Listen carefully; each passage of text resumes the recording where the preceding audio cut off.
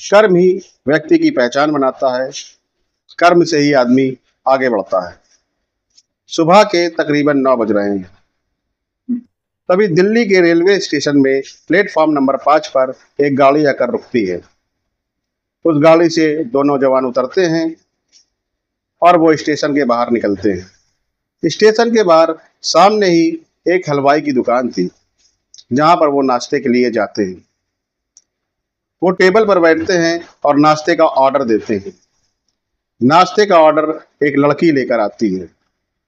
वो लड़की जैसे ही नाश्ते को रखती है, तभी उनमें से एक लड़का उस लड़की की तरफ देखता है और वो उस लड़की की तरफ देखकर दंग रह जाता है। नमस्कार दोस्तों, मैं महेश और आप देख रहे हैं महेश की कहानियाँ। कहानी सुनाने से पहले मेरा आप लोगों से एक ही निवेदन है कि मेरे चैनल को सब्सक्राइब कर दें और मेरे वीडियो को लाइक और शेयर करें, जिससे मेरा उत्साह बढ़ता रहे। अब ज़्यादा देर न करते हुए मैं आप लोगों को ये कहानी सुनाता हूँ। कहानी मध्य प्रदेश के भोपाल जिले की है, जहाँ पर एक लड़का अमित रहा करता था। अमित, जो कि बहुत ही खूबसूरत नौजवान था, वो एक फ्रिज मैकेनिक था। वो लोगों के यहाँ फ्रिज बनाने जाया करता था और वो पास ही में एक फ्रिज की दुकान में काम भी करता था। अमित की माँ और अमित के पिता एक दिन अमित की शादी के लिए एक दूसरे से बात करते हैं। तभी दोनों को ये लगता है कि अमित की अब शादी कर देना चाहिए, क्योंकि अमित की उम्र लगभग 24 साल हो चुकी थी। उसकी एक छोटी बहन थी और उसकी भी जल्दी ही शादी करनी थी। तभी अमित की माँ अपने भाई नंद किशोर को घर पर बुलाती है, जो कि एक बिचवानी था, और वो कहती है कि भैया कोई अच्छा रिश्ता हो तो बताइएगा। तभी नंद किशोर बताता है कि बहन, जबलपुर में एक लड़की है जो देखने में काफ़ी सुंदर है, वो उनको वो रिश्ता बताता है। तभी अमित के पिता एक दिन जबलपुर जाते हैं और लड़की को देखते हैं। लड़की वाकई में बहुत ज़्यादा सुंदर थी। उस लड़की का नाम किरण था। अमित के पिता लड़की को देखते ही उसे पसंद कर लेते हैं और अपने घर में बताते हैं। अमित की माँ भी कहती है मुझे भी लड़की को देखना है और आजकल का समय है, इसलिए लड़के को भी लड़की दिखला दो तो ज़्यादा बेहतर रहेगा। तभी अमित के पापा उसकी माँ को और अमित को और अपनी छोटी बेटी को वहाँ पर ले जाते हैं। सब लोग लड़की को देखते हैं। लड़की की 4 बहनें और भी हैं जो कि उससे छोटी हैं। ये देखकर उसकी माँ कहती है ये तो बहुत ही बड़ा परिवार है, क्या यहाँ शादी करना सही रहेगा? तभी अमित के मामा कहते हैं कि देखो, जो लड़की सबसे बड़ी होती है तो उसके ऊपर जिम्मेदारियां भी बहुत होती हैं, और ये लड़की आपके घर को अच्छा संभाल लेगी। मगर अमित के मामा का ये सोचना बहुत ही ज़्यादा गलत था, क्योंकि असल में जो किरण थी वो बहुत ही आवारा किस्म की लड़की थी। वो बहुत ही बदतमीज थी और बहुत खर्चेलू लड़की थी, जो कि अमित के माता पिता इस बात को नहीं जानते हैं। मगर वो देखने में इतनी खूबसूरत थी कि अमित भी उसको पहली नज़र में पसंद कर लेता है। फिर कुछ दिन बाद दोनों की बड़ी धूमधाम से शादी होती है। अमित उसको अपने घर ले आता है। मुंह दिखाई में वो अमित से ऐसी डिमांड कर लेती है कि अमित भी सोचने पे मजबूर हो जाता है। मुंह दिखाई में किरण अमित से कहती है कि मुझे एक बहुत महंगा फ़ोन चाहिए। अमित, जो कि एक फ्रिज मैकेनिक था, उसकी कमाई उतनी नहीं थी, वो उससे कहता है मैं तुम्हें एक महंगा फ़ोन ला के दे दूंगा, मगर समय चाहिए। वो कहती ठीक है, मैं पग फेरे के लिए घर जा रही हूँ, मगर उसके बाद मुझे वो फ़ोन चाहिए। मगर अमित पग फेरे से पहले ही उसको एक महंगा फ़ोन ला के दे देता है। अब किरण जब पग फेरे के लिए घर जाती है तो वो सभी को दिखाती है कि अमित ने मुझे मुंह दिखाई में क्या दिया है। सब लोग बहुत ही ज़्यादा प्रभावित होते हैं। वो देखते हैं कि इसकी ससुराल वाले बहुत पैसे वाले हैं, जो मुंह दिखाई में इतना महंगा फ़ोन दे दें, वो कितने पैसे वाले होंगे। किरण की सहेलियां ये देखकर काफ़ी दंग रह जाती हैं और बहुत ही खुश भी होती हैं। किरण, जो कि एक लड़के से प्यार भी करती थी, जिसका नाम रवि था, इसलिए वो रवि को भी फ़ोन दिखलाती है। भाई तुम्हारा पति तो बहुत पैसे वाला है और तुमको इतना महंगा फ़ोन दे दिया, अब तुम हमें कहाँ याद करोगी। तभी किरण उससे कहती है, नहीं मैं जब भी आऊँगी तो तुमसे मिलती रहूँगी। रवि जो कि स्वयं एक आवारा किस्म का लड़का था वगैरह, जब लड़की सामने से ही ऑफर दे रही है तो इसमें हर्ज क्या है। लमसम एक हफ्ता बीत जाता है। अमित किरण को लेने के लिए जबलपुर जाता है और वापस भोपाल ले आता है। अब ये सिलसिला ऐसा ही चलता रहता है। मगर किरण बहुत ही ज़्यादा डिमांडिंग लड़की थी, वो एक लालची लड़की थी। वो हमेशा अमित से खर्चा करवाती रहती थी। वो बहुत ही ज़्यादा खर्चेलू लड़की थी। अमित आए दिन के खर्चे से परेशान हो चुका था। लमसम 4 महीने बीत चुके थे। अब आए दिन अमित के घर में रोज रोज पैसों को लेकर लड़ाइयाँ चालू हो गई। चूंकि अमित अकेला घर में कमाने वाला था, उसके पिताजी कुछ नहीं करते थे, वो ज़्यादातर बीमार रहते थे, इसलिए अमित अकेला कमाने वाला था। उसके घर में सारी जिम्मेदारियां थी, इसलिए वो लड़की से कहता है कि देखो मेरे ऊपर सभी प्रकार की जिम्मेदारियां हैं, अभी मुझे अपनी छोटी बहन की शादी भी करनी है, मैं इतने खर्चे नहीं कर सकता हूँ। तभी आए दिन उसके घर में आय है किचकिच और लड़ाइयाँ चालू रहती थी। एक दिन अमित गुस्सा जाता है और अपनी पत्नी के खींच के तमाचा मार देता है। अब किरण अपने कमरे में जाती है और बहुत रोती है। अमित भी अपने काम के लिए निकल जाता है। अब रोते रोते उसे रवि का ख्याल आता है। वो रवि को फ़ोन करती है और कहती है कि मेरे साथ ऐसा ऐसा हो रहा है। रवि कहता है, हमें तो लगता था कि तुम्हारे ससुराल वाले बहुत अमीर हैं, मगर तुम्हारे ससुराल वाले तो बहुत ही ज़्यादा गरीब लगते हैं मुझको। तभी किरण कहती है कि क्या करें, अब फंस गई हूँ तो क्या करूँ। तो रवि कहता है कि तुम वापस आ जाओ और मेरे साथ रह लो। किरण कहती है, ऐसा कैसे हो सकता है, मगर रवि उसको भड़का चुका होता है। रवि उसको बहुत भड़काता है। कुछ दिन बाद किरण वापस अपने मायके जाती है और फिर वापस ही नहीं आती है। उसको लेने जाता है मगर वापस कर देती है, वो उसके साथ वापस ससुराल नहीं जाती है। किरण के माता पिता किरण को समझाते हैं, कहते हैं देखो तुम्हारे आगे 4 बहनें और भी हैं, अभी हमें इनकी भी शादी करनी है और तुम अपने पति के साथ चली जाओ। मगर किरण नहीं जाती, क्योंकि किरण एक जिद्दी लड़की भी थी और यहाँ से किरण उसको एक तलाक का नोटिस भिजवा देती है। ये देखकर बहुत ज़्यादा घबरा जाता है और वो वापस जबलपुर जाता है किरण को लेने के लिए, मगर किरण नहीं आती है। वो कहती है तुम मुझे तलाक दे दो, उसको तलाक दे देता है। किरण के माता पिता ये देखकर बड़ा दंग रह जाते हैं कि ये लड़की तो कुछ हाथ से निकल ही गई है, अब इस लड़की के साथ क्या किया जाए। वो कहते हैं देखो तुम्हारी 4 बहनें और भी हैं, हम तुम्हें ज़िंदगी भर का बोझ नहीं बना सकते, तुम्हें अपने लिए कुछ करना होगा। तभी किरण रवि से कहती है कि मुझे यहाँ से कहीं ले चलो, मैं बहुत ज़्यादा परेशान हो चुकी हूँ, मेरे माँ बाप भी मुझे रखने के लिए इनकार कर रहे हैं। अब रवि जो कि मौके की तलाश में था ही, वो किरण को लेकर दिल्ली भाग जाता है। वहां पर वो एक होटल में जाकर रुकते हैं। लमसम 10-15 दिन बाद जब रवि के पास पैसे खर्चा हो जाते हैं, ख़त्म हो जाते हैं, तो वो किरण से बताता मेरे पास पैसे नहीं है, अब हम क्या करें। तो किरण कहती है कहीं पर काम ढूंढ लो, काम कर लो। तो रवि कहता है मैंने जीवन में कभी काम नहीं किया, तो आप क्या काम करूँगा। तो कहती है फिर खर्चा कैसे चलेगा। तभी रवि शाम को नीचे उतरता है और 2 आदमियों से बात करता है। वो उनसे कुछ पैसे लेता है और कहता है लड़की ऊपर है, जाओ जाकर काम कर लो।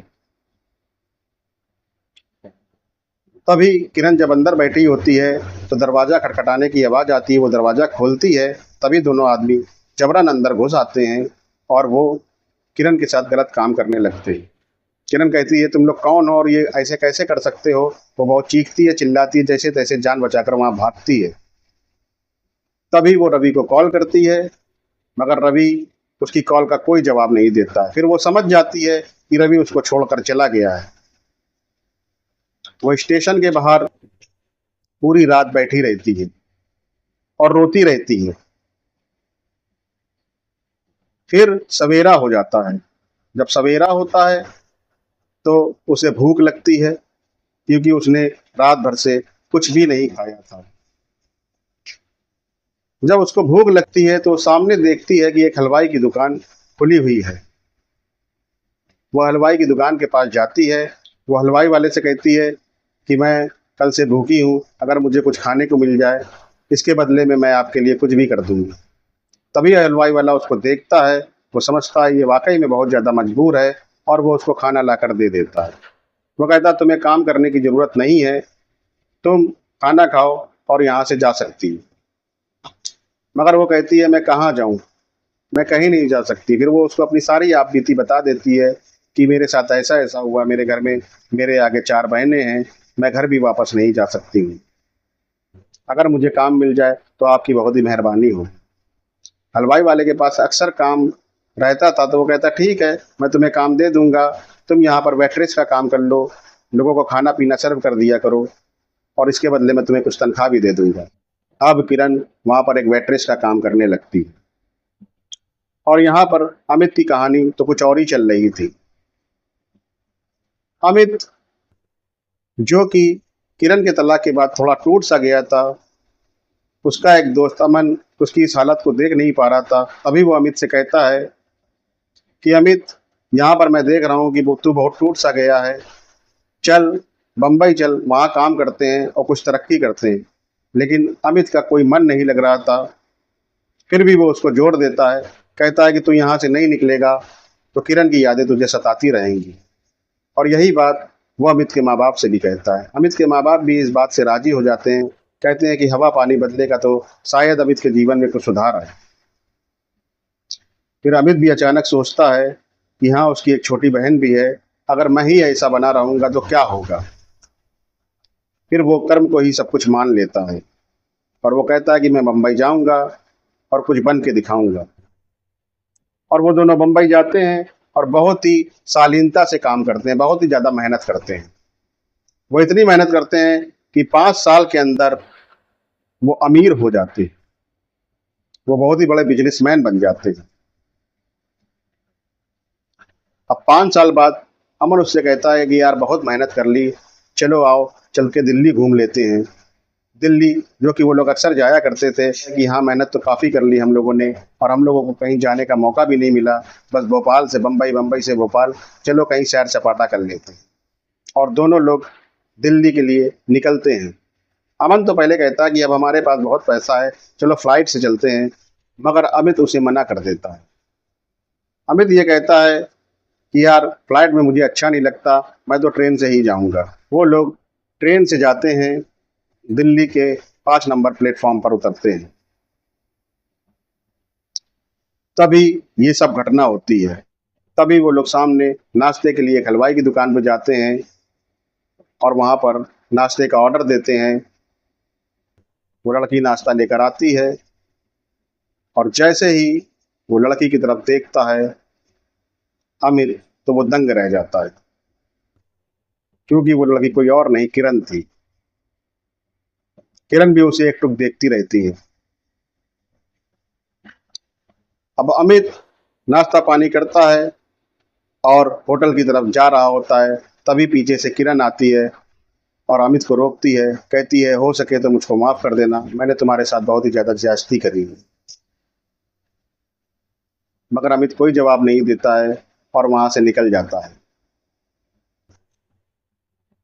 अमित और अमन जैसे ही होटल पर पहुंचते हैं, अमन उससे कहता है कि मैं जानता हूं कि तू आज भी किरण को बहुत ज्यादा प्यार करता है, तूने उसकी बात का जवाब क्यों नहीं दिया। तो अमित कहता है कि उसकी बात का मैं क्या जवाब दूं, जब उसने मुझे तलाक दे दिया, मुझे कुछ समझा ही नहीं, तो मैं अब उसकी बात का क्या जवाब दूं।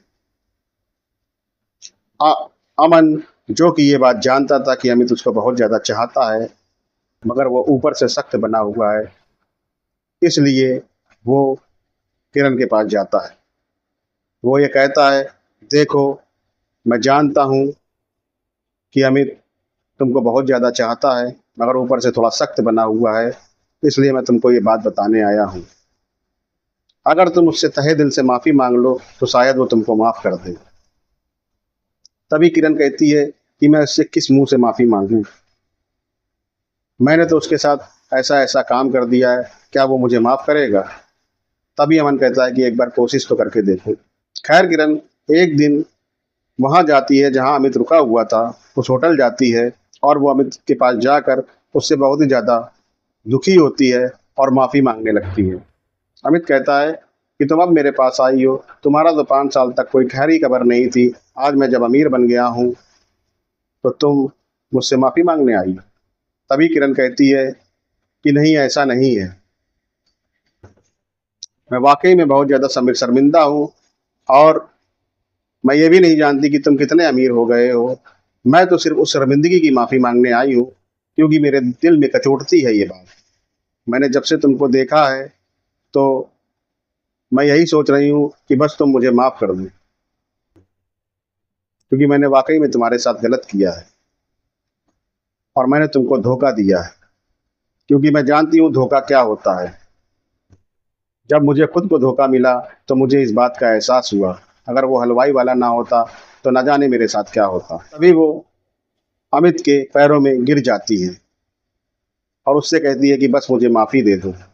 अमित जो कि ऊपर से सख्त बना हुआ था मगर अंदर से वाकई में वो किरण को बहुत ज़्यादा चाहता है, वो उसको उसके कंधे पकड़कर उसे उठाता है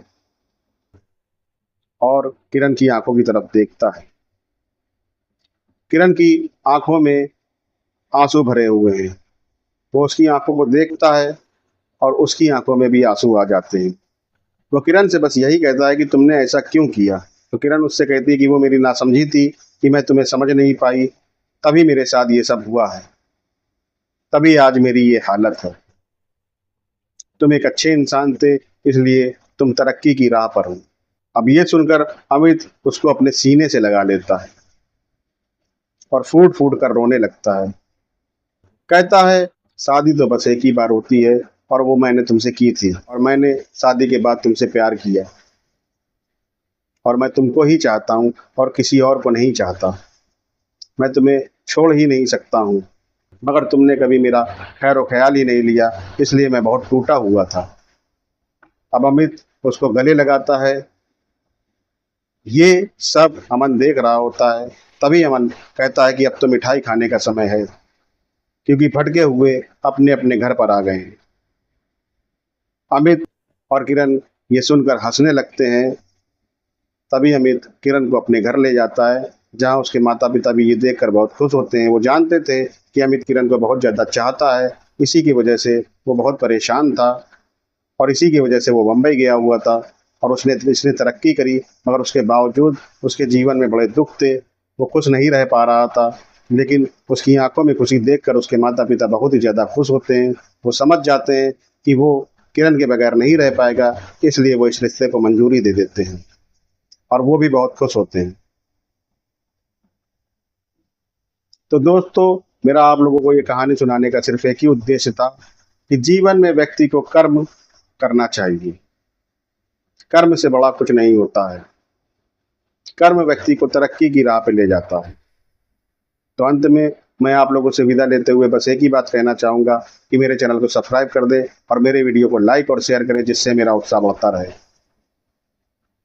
और आप लोग कमेंट में ये भी बताएं कि आप लोग किस किस शहर से मेरा वीडियो देख रहे हैं। नमस्कार, जय हिंद।